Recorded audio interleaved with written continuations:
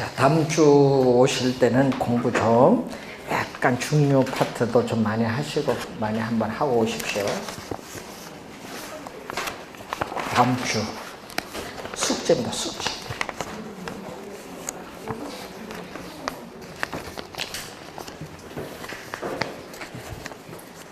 다음 주 모의고사는 이제 본 시험에 가장 좀 가까운 유형을 하나 볼 겁니다.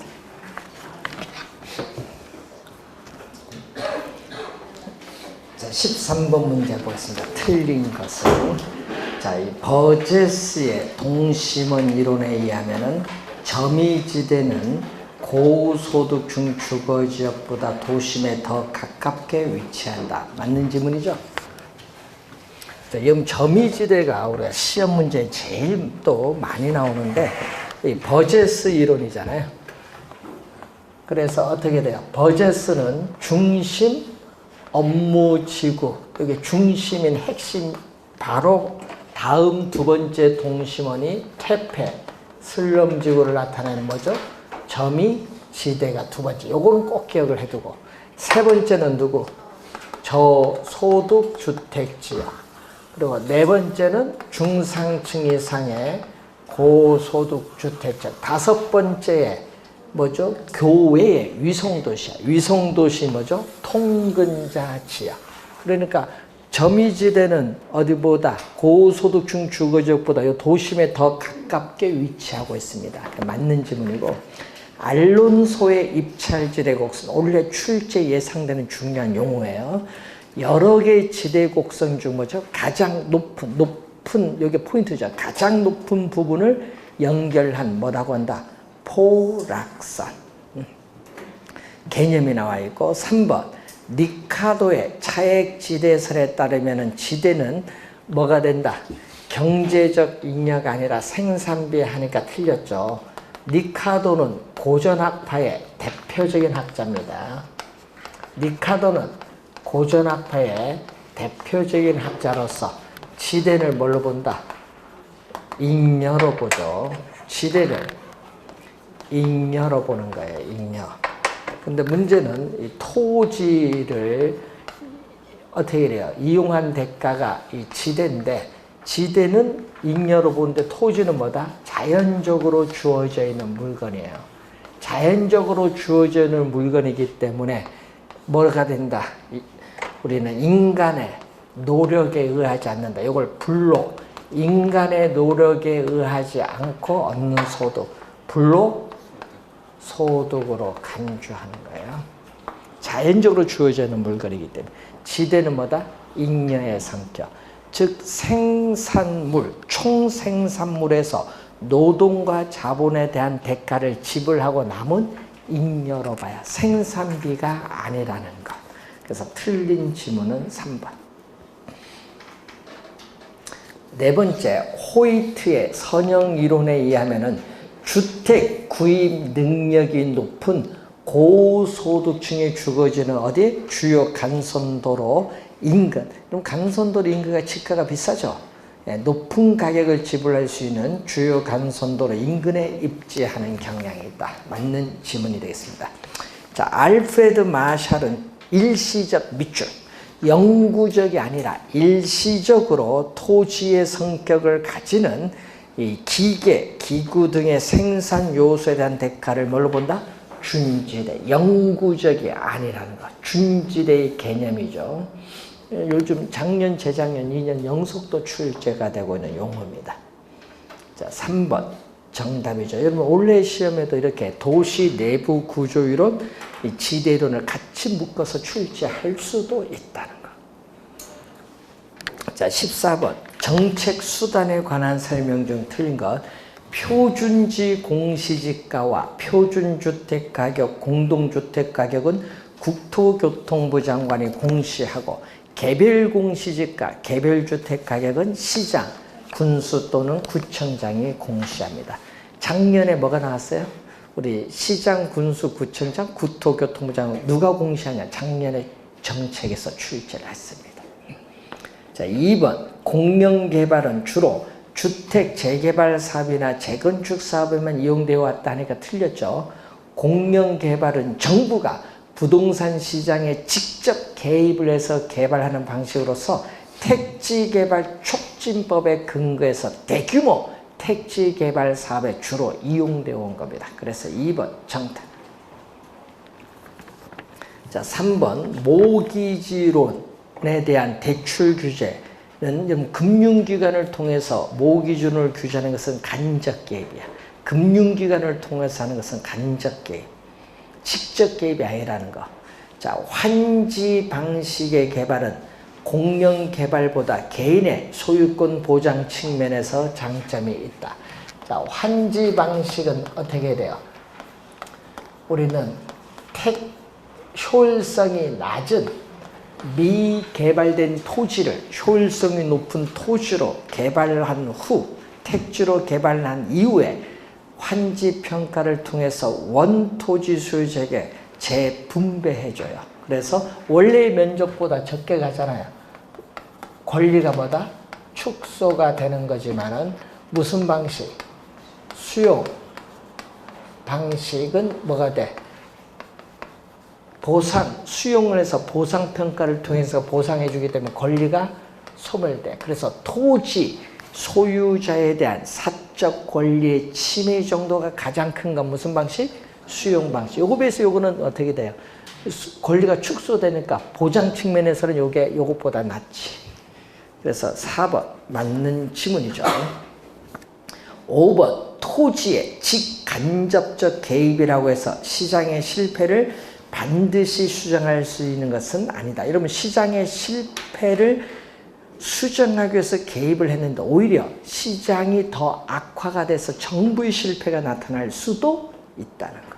그래서 맞는 질문이죠. 2번 정답입니다. 자, 15번 문제로 갑니다. 자, 부동산 정책에 관한 설명 중 틀린 것. 토지의 물리적 공급은 완전 비탄력적이다. 자, 토지의 물리적 공급은 이렇게 완전 뭐다? 비탄력적인 수직선입니다. 자, 완전 비탄력적인 수직선이에요. 공급이 고정이 됐습니다. 이때 토지 보유세를 부과를 하여도, 자, 토지 보유세를 부과를 하여도 공급은 고정됐기 때문에 토지 공급량 자체는 변화가 없다. 중요한 건 이거죠. 토지 세금을 부과하면 공급량이 줄어들어야 되는데 공급이 고정됐기 때문에 공급량 자체가 변화가 없기 때문에 토지 시장에서의 자원 배분의 왜곡을 초래하지 않는다. 이럴 때를 우리 뭐죠? 토지세의 중립성이 나타난다고. 중립성.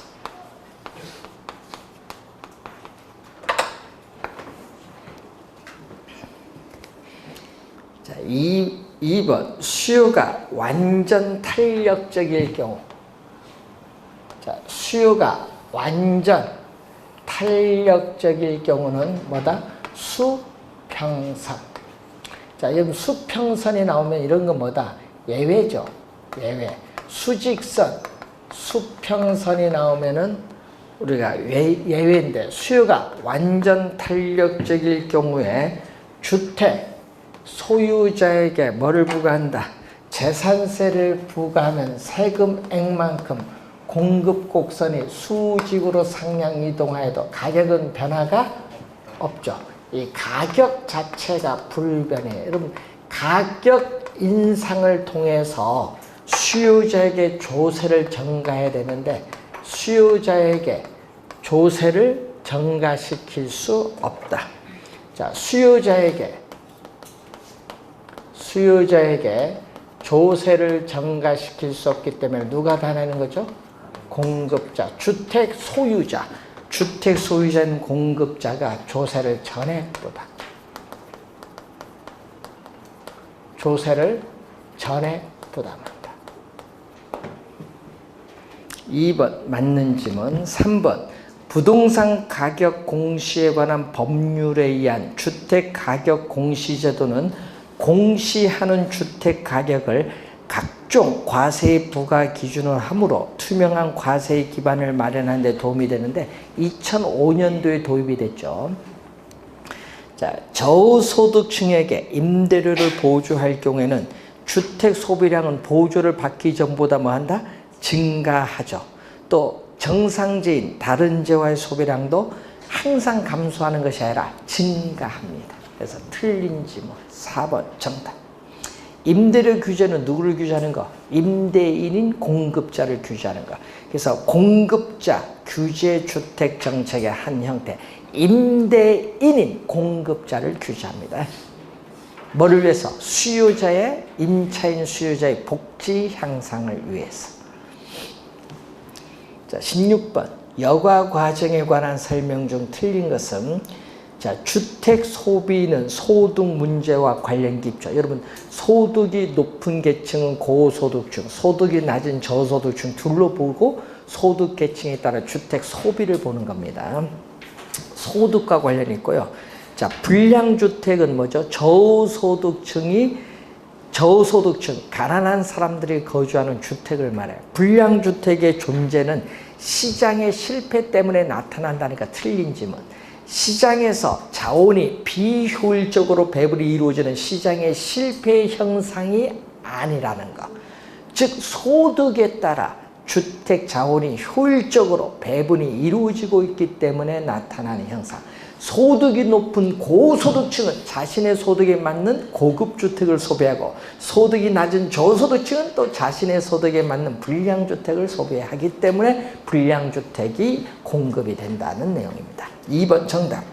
하향여가는 고급 주택이 하위 계층의 저급 주택으로 전환되는 걸 말하죠. 자, 그리고 상향여가는 저급 주택, 저소득층이 거주하는 저급 주택이 수선되거나 재개발돼서 고소득 상위 계층의 사용으로 전환되는 개념. 3, 4번은 개념 맞습니다. 자, 저가 주택 또는 저급 주택이란 일정 수준 이하의 서비스를 제공하는 주택으로서 가난한 사람들이 거주하는 주택을 말합니다. 자, 정답은 2번 정답. 그래서 여가 과정은 뭐죠? 우리가 보통 우리 여가 과정은 주택의 뭐다? 순환 과정이라고 해요. 그럼 주택은 고정되어 있기 때문에 어떻게 돼요? 순환이 안 되죠. 그럼 순환은 주택에 살고 있는 사람이 이사를 왔다 갔다 하는 형상이에요. 그래서 이사를 왔다 갔다 하려면 뭐가 있어야 된다? 빈집. 공가가 연쇄적으로 나타난다는 것을 전제로 해서 나타난 게 여가 과정. 그래서 상향여가, 하향여가 두 개가 있는데, 그래서 시간이 경과함에 따라 주택의 질적인 변화와 가구의 어떻게 돼? 이동 관계를 설명하는 이론이 여가 과정입니다. 자, 17번 문제로 갑니다. 현재 임대주택 시장에서의 수요 곡선, 공급 곡선이 주어졌죠. 자, 17번 문제 그림이 주어졌는데, 수요 곡선의 기울기가 급하면 뭐다? 비탄력적. 공급 곡선의 기울기가 완만하면 뭐다? 탄력적. 자, 요거는 다 뭐죠? 요거는 부가전. 요것도 뭐다? 부가전. 자, 이렇게 주어졌는데, 자, 재산세를 부과하면은 세금액만큼 공급 곡선이 수직으로 상향 이동할 때 새로운 균형점에서 임대료는 상승하고 거래량은 뭐한다? 감소한다. 결론을 잘 보시죠. 자, 그러면 여기서, 자, 요게 바로 재산세죠. 수직거래가. 자, 그러면은 시장에서의 공급 곡선은 변화가 없다니까 틀렸죠. 뭐가 변화가 없다? 수요 곡선은 변화가 없는데 공급 곡선이 세금액만큼 수직으로 상향 이동해요. 1번 틀렸고, 2번 시장에서는 임대료가 종전, P0, 종전보다 인하가 되는 것이 아니라 뭐다? 인상이 돼요. 인상이 되고 임대주택 공급량은 Q0보다 뭐? 감소하죠. 2번도 틀렸고, 자, 여러분 임대료의 변화에 대해서 주택 임대인보다 임차인이 민감하게 반응하다. 여러분, 임차인은 비탄력적이니까 민감하게 반응하지 않는다. 여러분, 임차인은 비탄력적이니까 민감하게 반응하지 않고 탄력적인 누가? 임대인이 민감하게 반응합니다. 되겠죠? 그래서 3번 틀렸고, 재산세 부과부 중 임차인에게 전가되는 금액이 임대인이 부담하는 금액은 어느 거? 자, 여러분, 임대인이 부과하는 금액은요, 파란 거거든요. 이 파란 부분이 임대인이 뭐가 돼? 이 파란 부분이 임대인이 부과되는 요 부분. 여기에 임대인이 부담하는 부분이고, 전가되는 부분은 어느 부분? 요 빚금친 부분이 전가되는 부분. 전가되는 부분이 많죠? 네, 여러분, 이 전가되는 부분이 수요자인, 임차인이 부담하는 거고, 요 파란 부분 누구? 공급자인 누가? 임대인이 부담하는 부분. 자, 4번 틀린 질문. 재산세 부과의 결과로 임차인은 어떻게 돼? 임대료 상승을 통해서 부담은 뭐한다? 증가하지만 임대인의 총수입은 줄어들죠. 여러분, 총수입은 원래 부과 전에는 요 면적이죠. 여러분, 부과 전에는요, 요거잖아요. 요 면적과 요 면적, 요 사각형 면적이 총수입인데, 부과 후에는 총수입이 줄어들죠. 어느 거? 요거와 요거. 어느 면적? 요 노란 면적이 총수입이야. 그러니까 사각형 면적이 노란 면적으로 줄어드니까 총수입은 뭐한다? 감소한다. 5번 정답. 자, 여러분, 이 문제 25번 문제도 10% 이하를 맞췄어요. 17번 문제인가? 요것도 어려운 문제 아닌데, 응? 그림 다 주워줬고 해석하시면 되는데, 하여튼 여러분은 그림과 숫자만 나오면은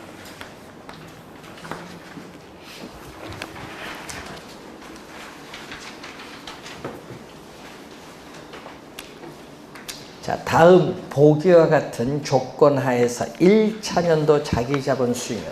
자, 자기자본 수익률은 지분이죠. 자기자본을 뭐라고 하죠? 지분.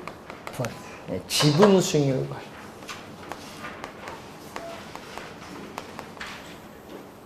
지분 수익률 구할 때는 분모는 뭐다? 지분. 투자액, 자기자본인데 얼마 나오죠? 자기자본 40원. 위에는 뭐죠? 지분에 대한 대가인 세전현금 수지인데, 세전현금 수지는 순 영업소득에서 부채 서비스액 빼야겠죠. 자, 1년간 순 영업소득 얼마 나왔죠? 8억 원.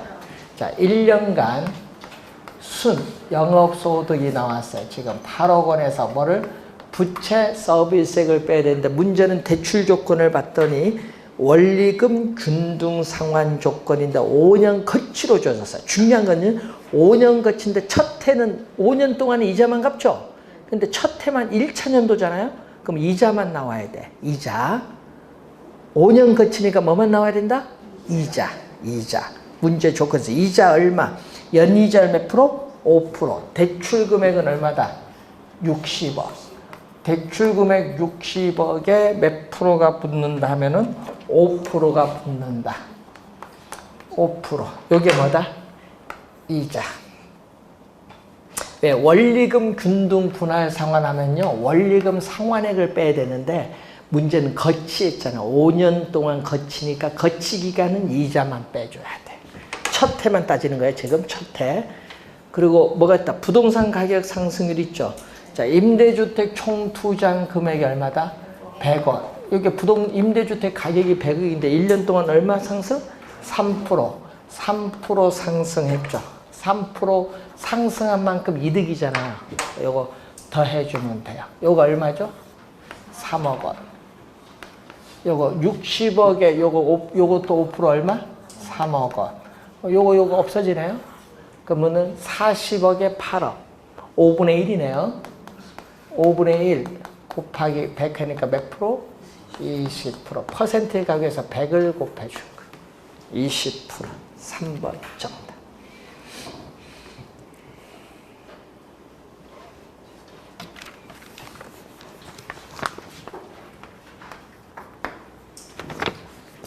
19번. 부동산 투자의 위험 분석에 대한 설명 중 틀린 것은 자, 위험이란 미래의 불확실성으로 인해서 실제 수익률은 뭐다? 실현 수익률입니다. 실제 수익률, 실현 수익률이 기대 수익률로부터 벗어나는 어떻게 돼? 변동성. 변동성 자체가 위험이죠. 1번 개념 맞습니다. 2번 부동산 투자 이론에서는 기대되는 소득에 대한 변동의 가능성을 또 위험으로 파악을 한다. 맞고 미래는 불확실함으로 미래의 현금 수입과 지출은 확률적으로 계산한다. 왜? 정확히 예측하기 어려우니까. 그래서 투자에 대해 일어날 수 있는 사상에 각각 뭐를 확률 몇 프로 부과를 한 후에 이것을 뭔다? 가중평균해서 현금 수입 지출의 기대치, 기대값 평균을 계산하고 각 사상이 기대치 평균에 벗어나는 정도, 평균에 벗어나는 정도가 위험이야. 이 벗어나는 정도로 위험을 계산. 위험이 바로 표준 편차입니다. 위험은 바로 표준 편차. 기대치로부터 벗어나는 정도가 표준 편차거든요. 위험 자체가 표준 편차를 계산합니다.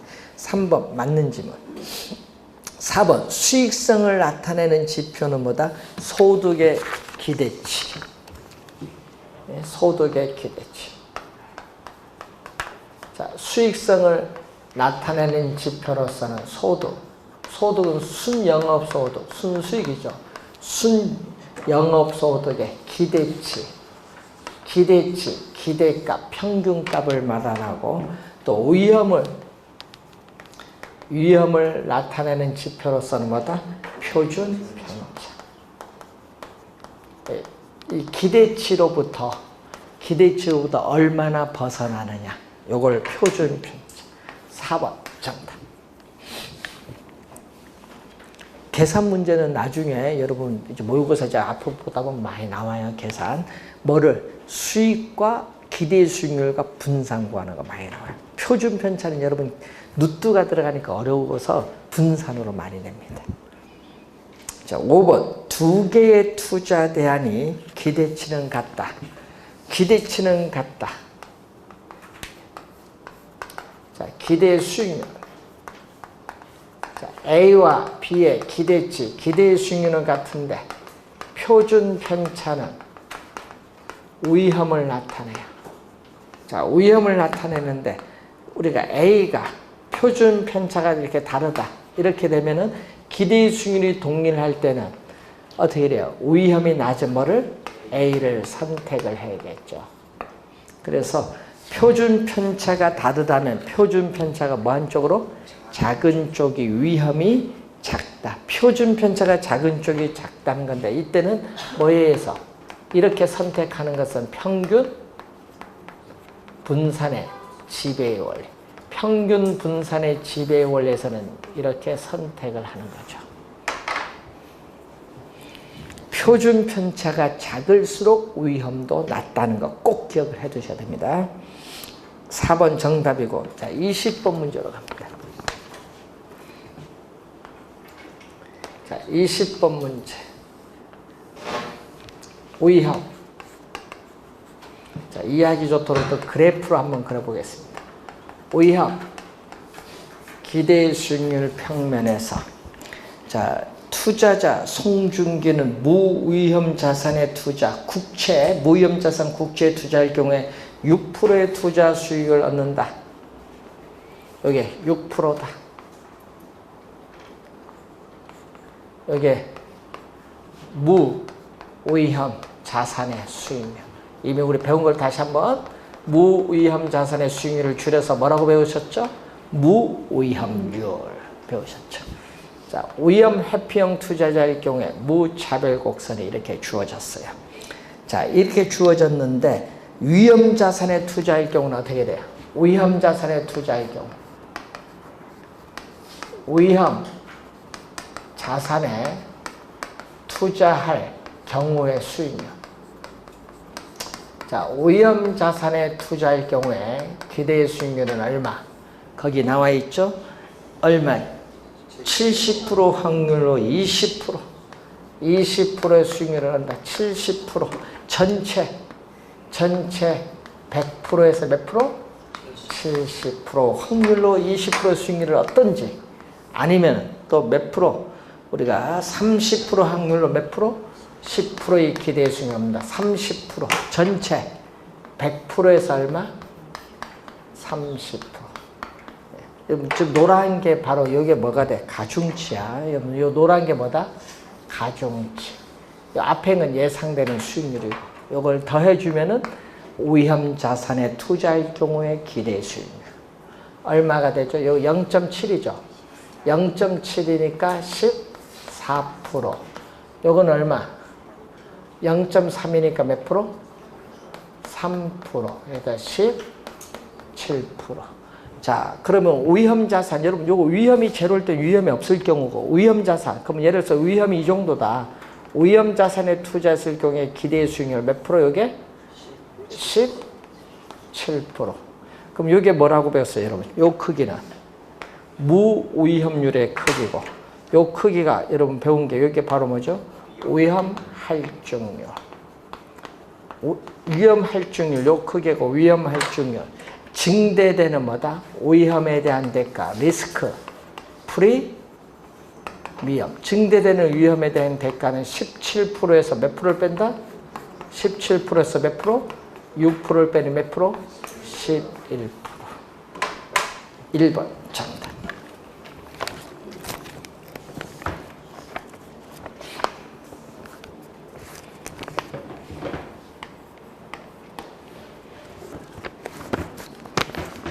(21번) 다음과 같은 확률 분포를 가지는 두 부동산이 있다.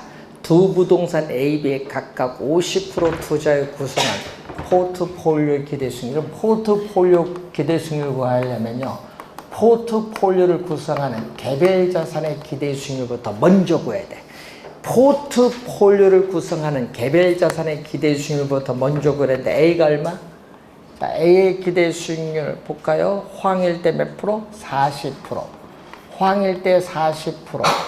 불황일 때 몇 프로? 마이너스 5% 주어졌지. 되겠죠? 근데 문제는 황일 확률은 몇 프로? 황일 확률은 100%에서 몇 프로다? 60% 차지하니까 얼마 들어온다? 0.6. 여기 황일 경우. 여기는 뭐일 경우? 불황일 경우. 불황일 경우는 얼마? 전체 100%에서 몇 프로를 차지한다? 40%니까 0.4. 그럼 여기 몇 프로죠? 24%, 46, 24, 24%. 24%에서 마이너스 2%니까 몇 프로? 22%. A의 기대 수익률 22%가 나와요. 자, B는 황일 경우에 몇 프로? 15%. 황일 경우에 15%. 불황일 경우에는 20%가 나와요. 자, 여기는 또 0.6. 또 여기는 0.4. 그럼 여기 몇 프로? 8%. 요거 몇 프로? 9%. 9%, 8% 하니까 얼마? 17% 나오죠. 자, 그럼 이때 이제 구하고자 하는 포트폴리오 기대 수익률. 자, 포트폴리오 기대 수익률은 포트폴리오를 구성하는 개별 자산의 수익률. A가 몇 프로? 22%. B는 몇 프로? 17%가 주어졌어요. 포트폴리오를 구성하는 개별 자산의 기대 수익률에 뭐를 구한다? 가중치. 상대적 투자 비중. A의 몇 프로? A의 50%. B에도 몇 프로? 50%. 그러니까 100%에서 50%인 뭐가 들어간다? 0.5. 여기도 얼마? 0.5. 그래서 어떻게 돼? 두 개 39%의 반 19.5%가 되겠죠.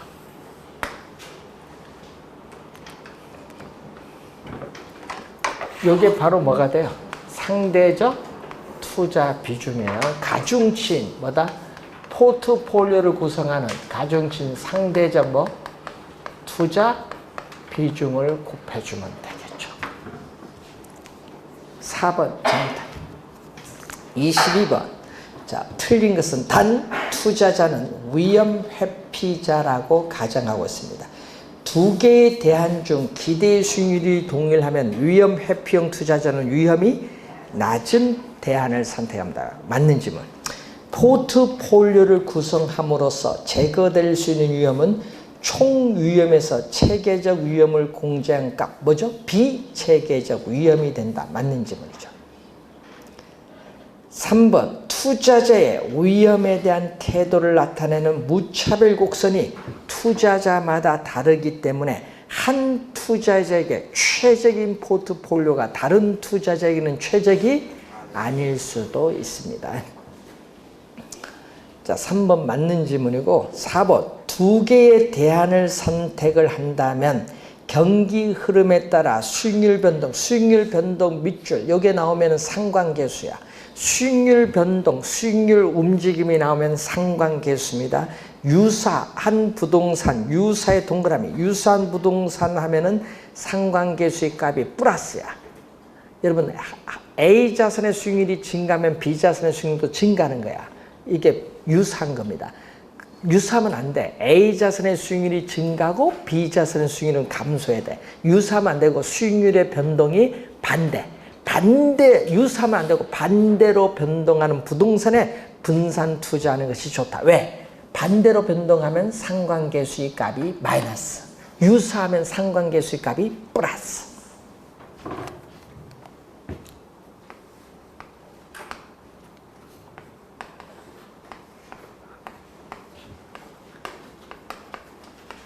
상관계수의 값은 이렇게 주어지거든요.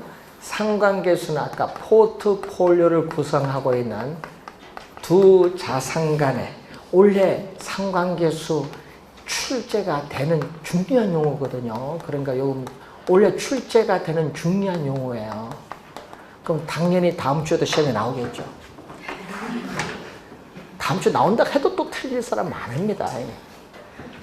왜냐, 이러면 깡패 시험에 뭐 나온다 얘기해줘도요, 문제 지는 부분 여기 배웠는지 안 배웠는지 또 와. 자, 요 얘기잖아요. 마이너스 값, 상관계수가 마이너스 값을 가지면서 마이너스 1로 가까이 가면요, 뭐다? 포트폴리오 효과는 분산, 위험 분산 효과는 뭐다?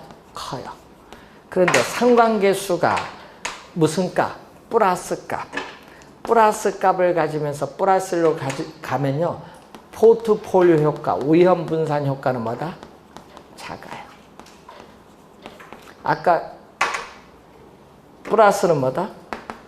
플러스는 두 자산 간의 수익률의 움직임은 뭐다? 유사. 그럼 수익률의 움직임이 마이너스일 때는 뭘로? 반대로 변동. 왜냐? 마이너스 1일 때는 포트폴리오를 구성하는 자산의 구성비를 조정하면 피할 수 있는 위험은 비체계적이면 0까지 줄일 수 있기 때문에 마이너스로 갈수록 좋은 거예요. 5번, 동일한 부동산에 대해서도 투자자마다 요구 수익률이 다를 수 있죠. 왜냐? 요구 수익률은 투자 주체에 따라 달라질 수 있는 주관적 수익률입니다. 사람마다 다 달라, 요구하는 수익률이. 자, 23번.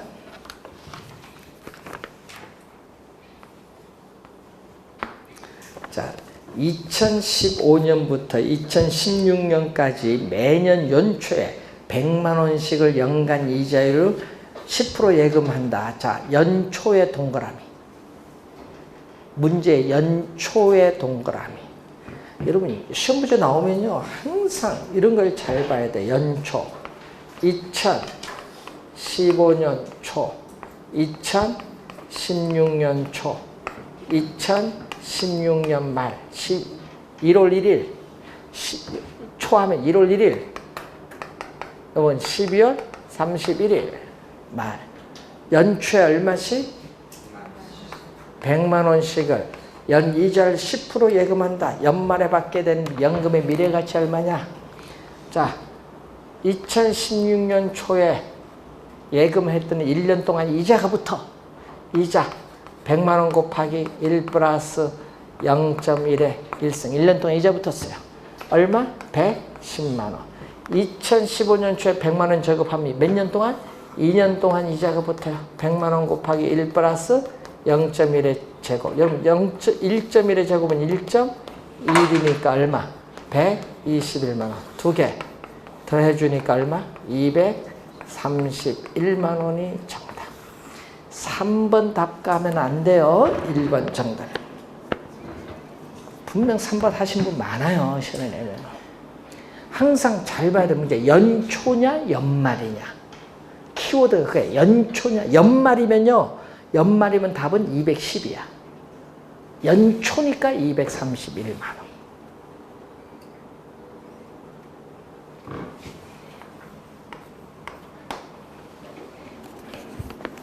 자, 24번.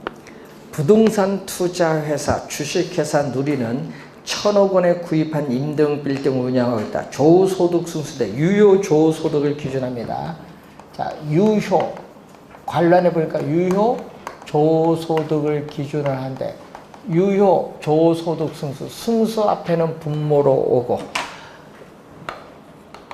우리는 총소득은 총 투자한 금액을 대상으로 하는데 총 투자한 금액은 얼마?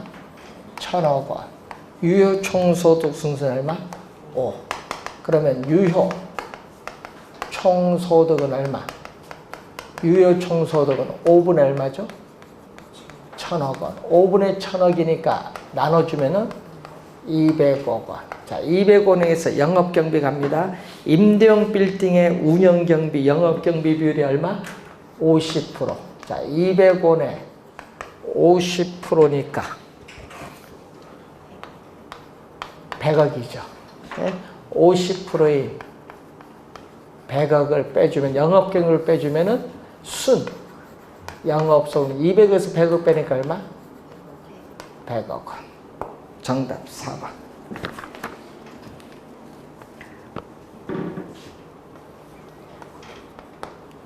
자, 25번 문제 갑니다. 다음은 부동산 투자의 예상 현금 흐름표이다. 이 투자의 수익성 지수는 단 현금 유출은 뭐다? 기초, 돈 나간 거. 현금 유입은 기말로 가정한데 0년차는 현재입니다. 현재 현금 흐름은 돈 나간 현금 유출이고, 1년차부터 3년차의 현금 흐름은 연 단위의 현금 유입만 발생하고 할인율은 연 10%다. 자, 이런 의미거든요. 현재는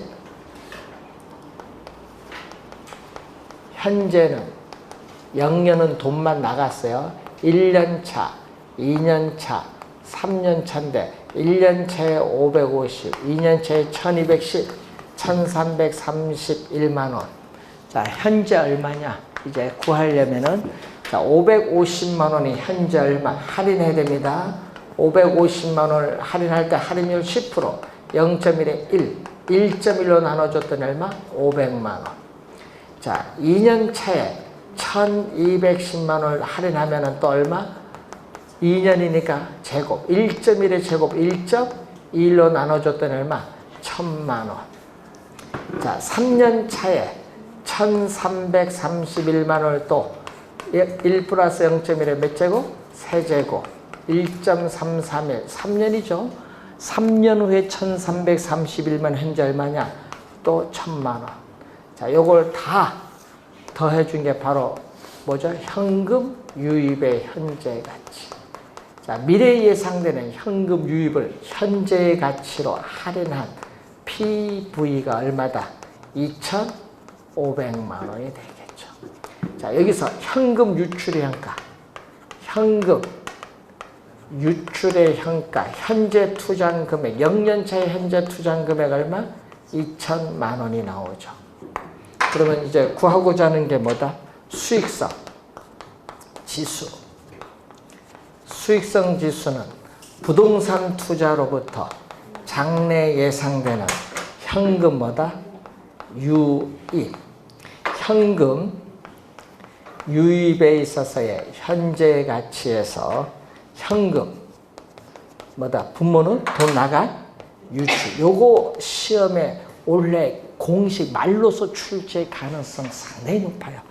그것도 뭐야? 정답으로서 잘 공부해야 됩니다. PV 여기는 I죠. 얼마? 500만 원을 뭘로 나눠줬다? 2천만 원 나눠주니까 얼마? 분모분자 500으로 남다 5, 25, 5, 4, 20, 4분의 5니까 1.25. 2번 정답.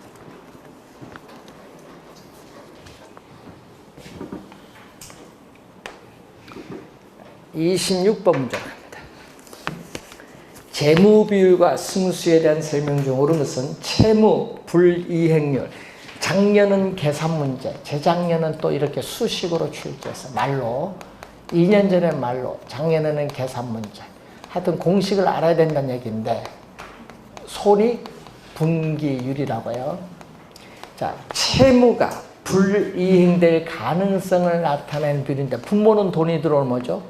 우리는 유효 총소득이, 분자는 돈 나간 영업 경비에다가 대출금에 대한 뭐를 부채 서비스액 더해준 금액. 요 값이 뭐보다 1보다 작으면 어떻게 돼요? 유효 총소득이 크죠? 유효 총소득이 영업 경비에 부채 서비스액 더해준 금액을 감당할 수 있다. 1번 정답. 2번 부채 비율이 크다. 자, 부채 비율 공식은 어떻게 나온다? 남의 돈, 타인 자본, 뭐죠? 부채, 내 돈, 자기 자본 뭐다? 지분. 자, 부채 비율이 뭐 할수록?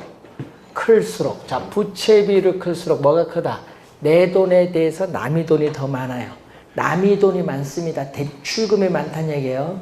남의 돈이 많다는 것은 뭐가 많다는 거 지금?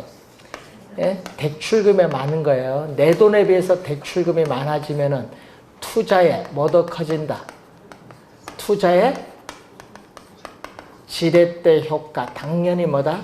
커져요. 근데 부채 서비스액은 어떻게 돼? 그럼 부채 서비스액은 원리금 상환액이죠. 자, 대출금에 뭐를 곱해준 거? 저당 상수를 곱해준대. 이 대출금이 많아지면은 동일한 저당 상수에 대해서 뭐 더 많아져? 부채 서비스액 더 커져. 부채 서비스액 작아진다 하면 안 되고 커진다.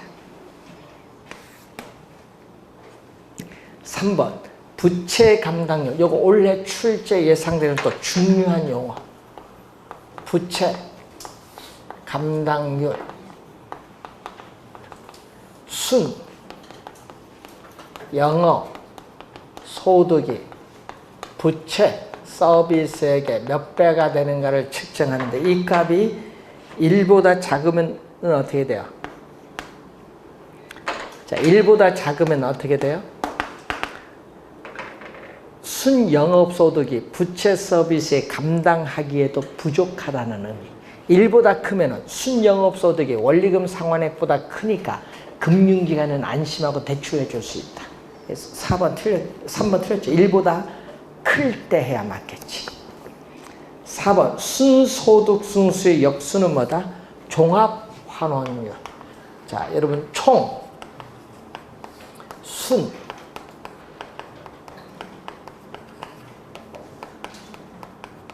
자, 우리는 승수법과 수익률법은 서로 어떤 관계? 역수관계인데 총소득 승수의 역수는 총자산 회전율. 2년 전에 또 출제했었죠. 그리고 순소득 승수의 역수는 종합환원율. 또 시험 문제 자본으로 또 출제를 많이 해요. 종합환원율 또는 자본환원율. 종합환원율, 자본환원율. 그래서 또 4번 틀린 직원. 5번 대부 비율은 뭐에 대한? 부동산 가치에 대한 저당 투자액. 여러분 저당 투자액은 대출금입니다. 그러니까 부동산 가치에 대한 저당 투자액의 비율. 분모 문제가 바뀌었어요. 자, 27번 문제로 가겠습니다. 자, 27번 대출기관에서 부동산 담보 평가 시에 자산 가치와 현금 수지를 기준으로 최대 담보대출 가능 금액을 구하는 경우에 다음 조건이 명시돼 대상 부동산의 최대 담보대출 가능 금액은 얼마냐? 뭐를 기준? 자산 가치 기준. 자, 자산 가치 기준인데 부동산 가격, 여러분 부동산 가격인 자산 가치가 얼마다? 20억 원. 20억 원 자산 가치 기준. 자산 가치 기준에서 뭐를 구한다? LTV. 대출금이 차지하는 비율이 얼마다? 대부 비율. LTV가 표에서 40%, 0.4. 그래서 대출금은 얼마? 20억에 0.4니까 얼마? 8억 원. 우선 8억 원 하나 나왔죠. 또 하나가 뭐를 기준? 현금. 수입과 지출. 돈 들어오고 나건 현금 수지 기준에서 수식에 하나 나와 있어. 무슨 수식? 거기에 박스 안에 부채 감당률. 돈 들어온 거 뭐죠? 현금 수입은 순 영업소득은 돈 들어온 거. 돈 들어온 거 얼마 나왔어요? 지금 문제에서 1억 2천만 원. 부채 감당률 얼마? 1.5. 자, 분모 요거죠. 분모 부채 서비스액은 어떻게 들어온다? 부채 서비스액은 저당 상수가 주어졌으니까 대출금에 뭐를 곱해줬다? 저당 상수를 곱해주면 되지. 저당 상수는 0.1. 그럼 분모 부채 10을 곱해주면 얼마? 12억. 여기는 1이죠. 그럼 대출금은 1.5에 12억 원. 그러면은 분모 분자에 10을 곱해주면은 120억 원을 15로 나눠주면 얼마? 8억 원. 둘 다 8억 원, 8억 원. 2번 정답. 자, 28번 부채금융은 뭐를 조달하는 거? 자, 여기 항상 우리 공부할 때 지분금융과 뭐를 구분한다? 부채. 작년 시험에 지분금융 출제했죠. 28구회 2년 연속 28구회 26회 28회 29회 지분금융이 계속 출제했어요. 자, 부채는 뭐를 조달하는 거? 남의 돈, 타인 자본. 남의 돈입니다. 타인 자본을 조달하기 위한 금융이 바로 무슨 금융? 부채금융. 자, 부채금융과 관련된 거 주택상환사채, 주택법에 의한 사채, 사채를 발행해서 타인 자본 조달합니다. 신탁금융이죠. 신탁에 따르는 수익증권을 금융기관에 담보로 제출해서 타인 자본 조달합니다. 자, 프로젝트 시행회사에서 회사의 채권을 발행해서 타인 자본 조달. 또 부채금융을 조달하기 위해서 발행하는 부채증권으로서 MBB, MBS, ABS가 있죠. 그리고 2번 부동산 투자 회사에 관한 법률에 의해서 부동산 투자 회사가 주식을 발행하는 것은 자기 자본을 조달하는 지분금융. 자기 자본을 조달하는 지분금융. 2번. 작년 시험에 정답이 2번이었죠. 작년에 뭐다? 보기 5개 중에 이렇게 5개 나왔는데 지분금융 어느 거냐? 정답. 부동산 투자 회사가 정답이었어. 부동산 투자 회사는 뭐를 발행한다? 주식을 발행해서 자기 자본 조달합니다. 2번 정답입니다. 자, 잠시 쉬고 29번부터 가겠습니다.